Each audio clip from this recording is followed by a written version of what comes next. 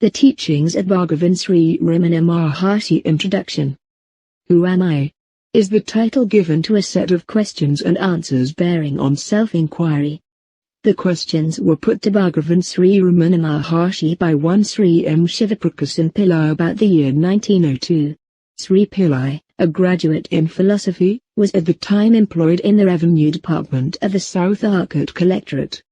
During his visit to Tiruvannamalai in 1902 on official work, he went to Virupaksha cave on Aranakala hill and met the master there. He sought from him spiritual guidance and solicited answers to questions relating to self-inquiry. As Bhagavan was not talking then, not because of any vow he had taken, but because he did not have the inclination to talk, he answered the questions put to him by gestures, and when these were not understood, by writing. As recollected and recorded by Sri Shivaprakasam Pillai, there were 14 questions with answers to them given by Bhagavan. This record was first published by Sri Pillai in 1923, along with a couple of poems composed by himself relating how Bhagavan's grace operated in his case by dispelling his doubts and by saving him from a crisis in life. Who Am I? Has been published several times subsequently. We find 30 questions and answers in some editions and 28 in others. There is also another published version in which the questions are not given, and the teachings are rearranged in the form of an essay. The extant English translation is of this essay. The present rendering is of the text in the form of 28 questions and answers. Along with Vikarasangram, self-inquiry, Nanya, who am I? Constitutes the first set of instructions in the Master's own words. These two are the only prose pieces among Bhagavan's works. They clearly set forth the central teaching that the direct path to liberation is self-inquiry. The particular mode in which the inquiry is to be made is lucidly set forth in Nanya. The mind consists of thoughts. The I thought is the first to arise in the mind. When the inquiry who am I is persistently pursued, all other thoughts get destroyed, and finally the I thought itself vanishes, leaving the supreme non-dual self alone. The false identification of the self with the phenomena of non-self such as the body and mind thus ends, and there is illumination, sakshakara. The process of inquiry, of course, is not an easy one. As one inquires who am I? Other thoughts will arise, but as these arise, one should not yield to them by following them. On the contrary, one should ask to whom do they arise? In order to do this, one has to be extremely vigilant. Through constant inquiry, one should make the mind stay in its source, without allowing it to wander away and get lost in the mazes of thought created by itself. All other disciplines such as breath control and meditation on the forms of God should be regarded as auxiliary practices. They are useful insofar as they help the mind to become quiescent and one-pointed. For the mind that has gained skill in concentration, self-inquiry becomes comparatively easy. It is by the ceaseless inquiry that the thoughts are destroyed and the self realized, the plenary reality in which there is not even the I thought, the experience which is referred to as silence.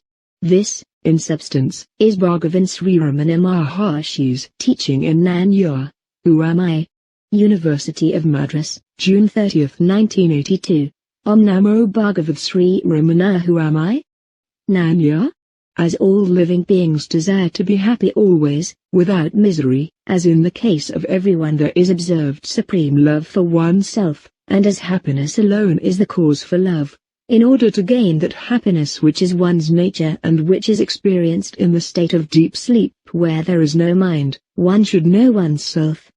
For that, the path of knowledge, the inquiry of the form who am I, is the principal means. 1. Who am I? The gross body which is composed of the 7 senses of humor, datus, I am not, the 5 cognitive sense organs, viz.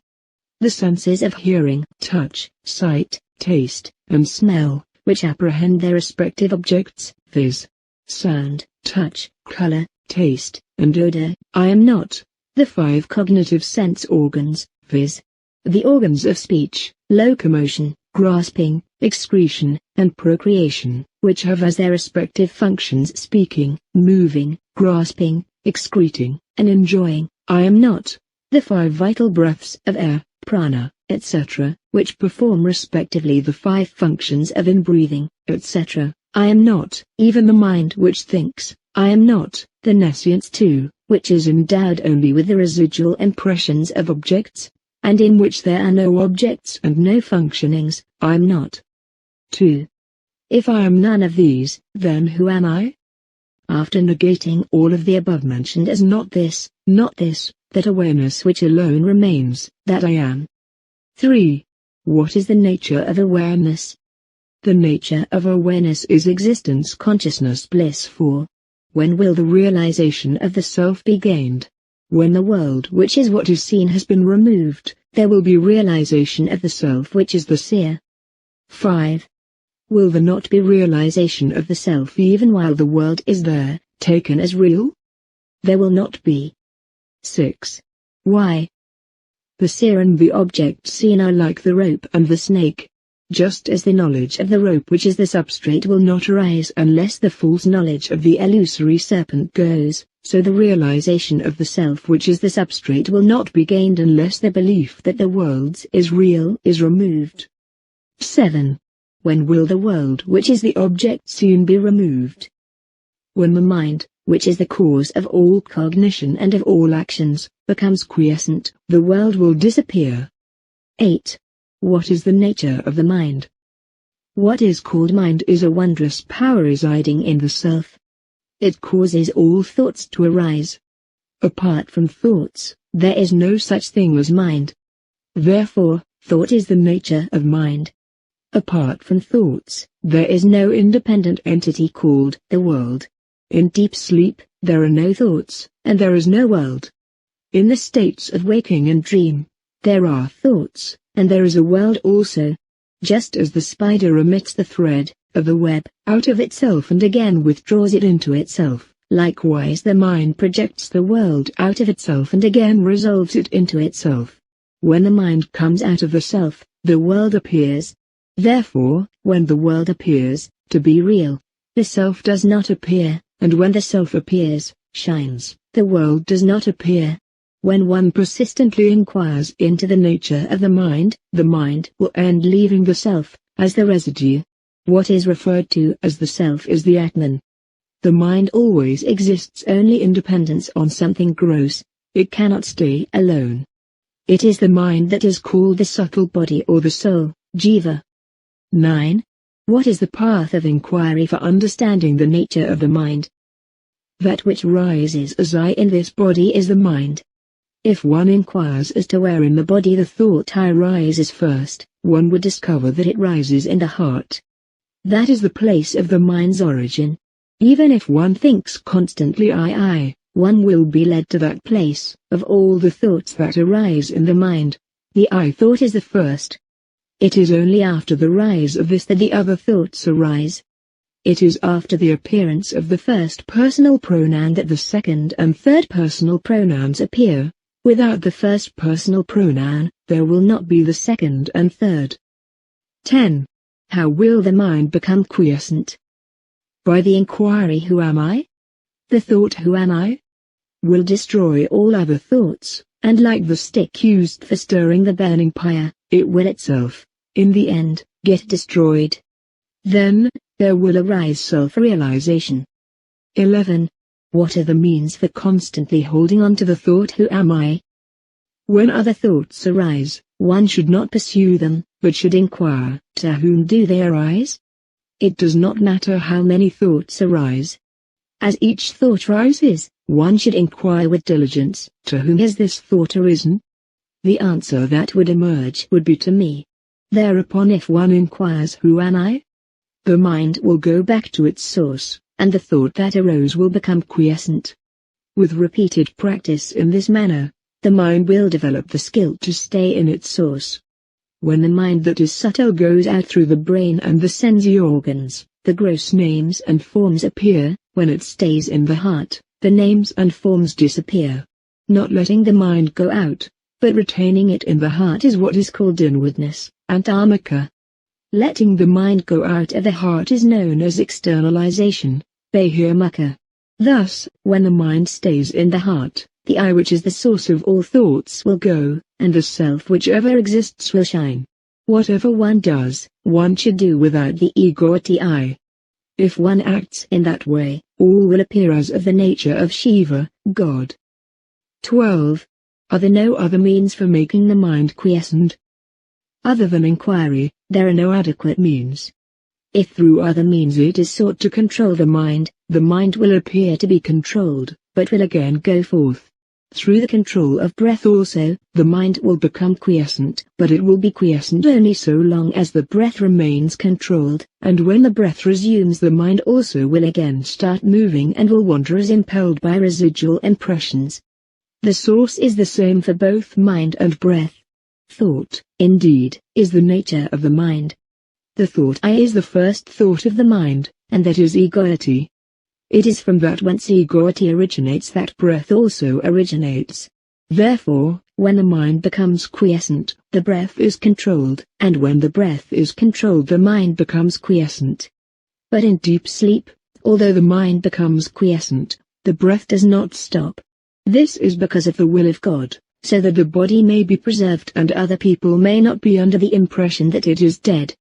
In the state of waking and in samadhi, when the mind becomes quiescent the breath is controlled. Breath is the gross form of mind. Till the time of death, the mind keeps breath in the body, and when the body dies the mind takes the breath along with it. Therefore, the exercise of breath control is only an aid for rendering the mind quiescent. Manangraha. It will not destroy the mind, mananasa. Like the practice of breath control. Meditation on the forms of God, repetition of mantras, restriction on food, etc., are but aids for rendering the mind quiescent. Through meditation on the forms of God and through repetition of mantras, the mind becomes unappointed.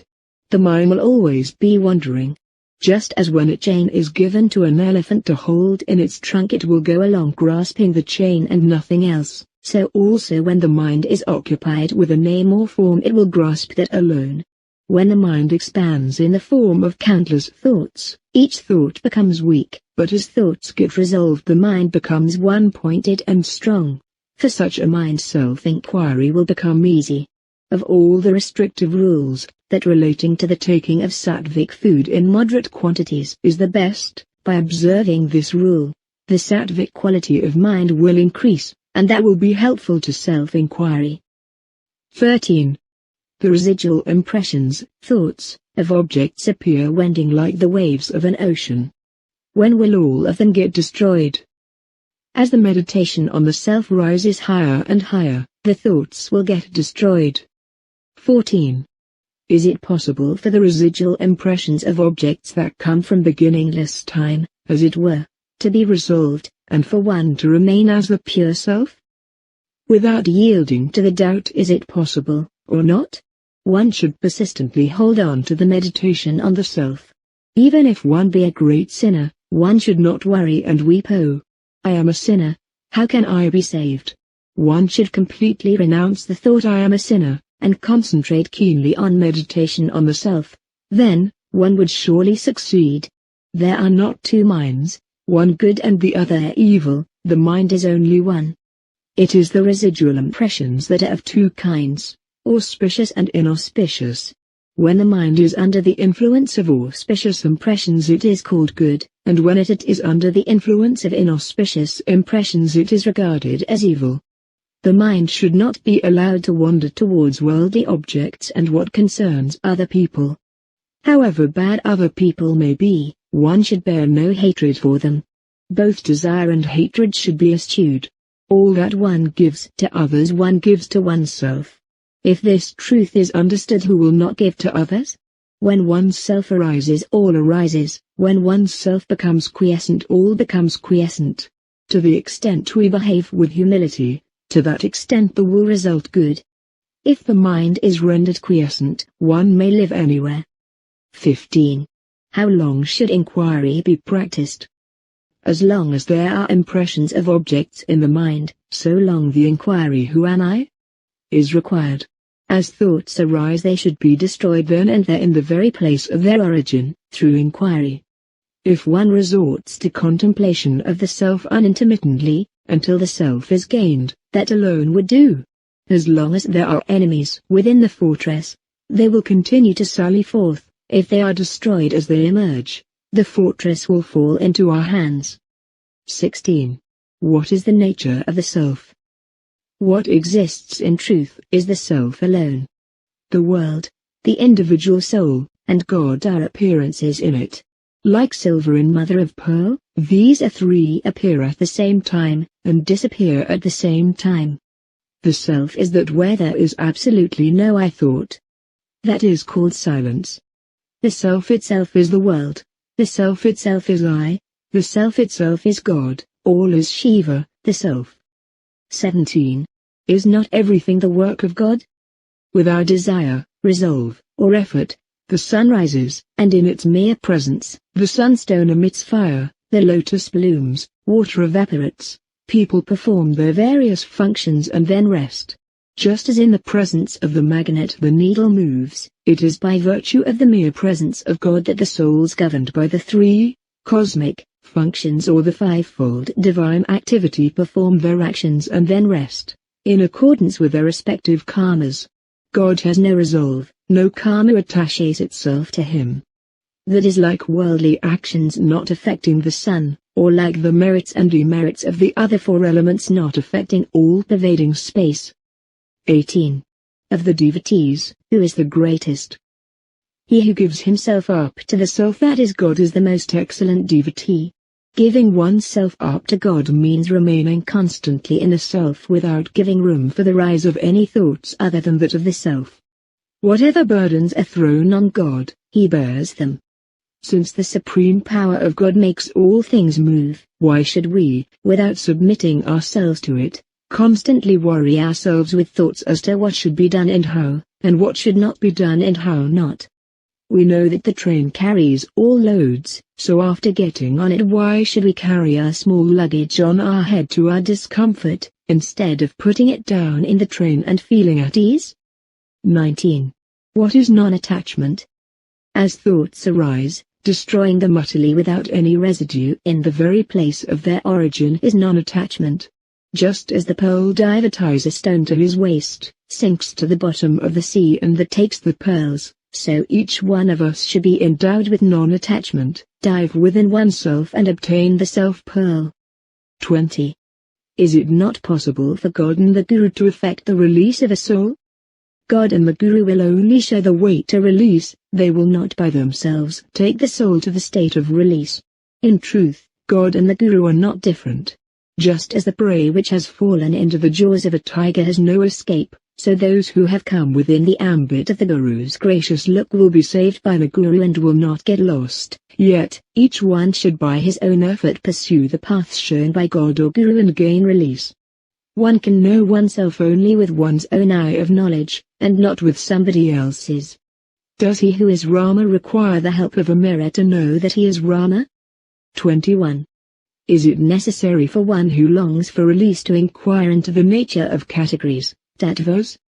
Just as one who wants to throw away garbage has no need to analyze it and see what it is, so one who wants to know the self has no need to count the number of categories or inquire into their characteristics. What he has to do is to reject altogether the categories that hide the self.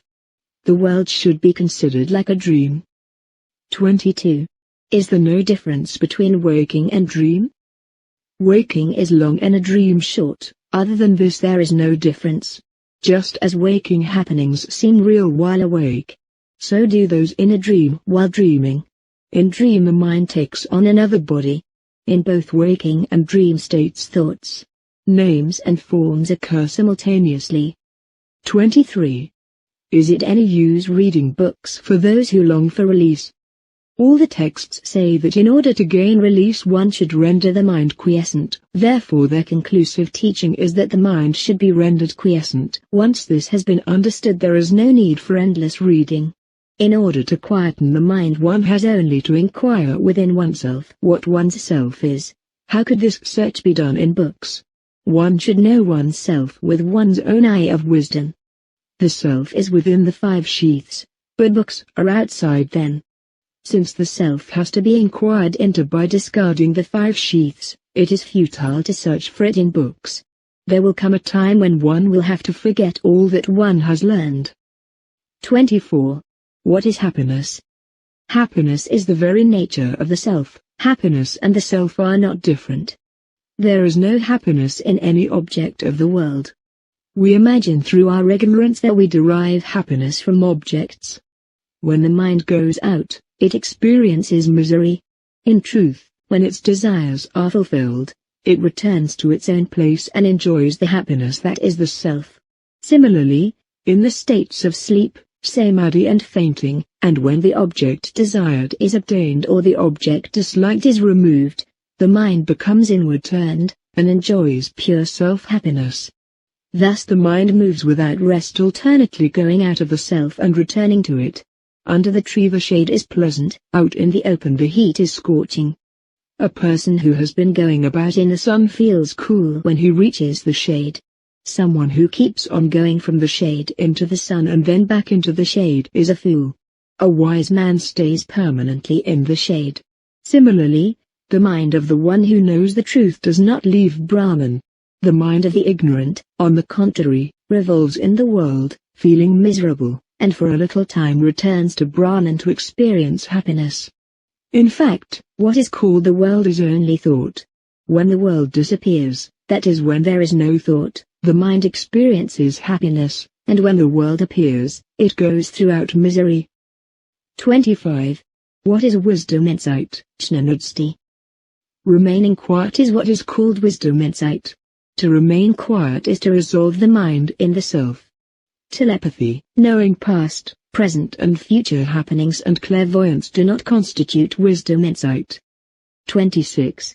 What is the relation between desirelessness and wisdom? Desirelessness is wisdom. The two are not different, they are the same. Desirelessness is refraining from turning the mind towards any object. Wisdom means the appearance of no object. In other words, not seeking what is other than the self is detachment or desirelessness, not leaving the self is wisdom. 27. What is the difference between inquiry and meditation? Inquiry consists in retaining the mind in the self. Meditation consists in thinking that one's self is Brahman, existence, consciousness, bliss. 28. What is release? Inquiring into the nature of one's self that is in bondage, and realizing one's true nature is release.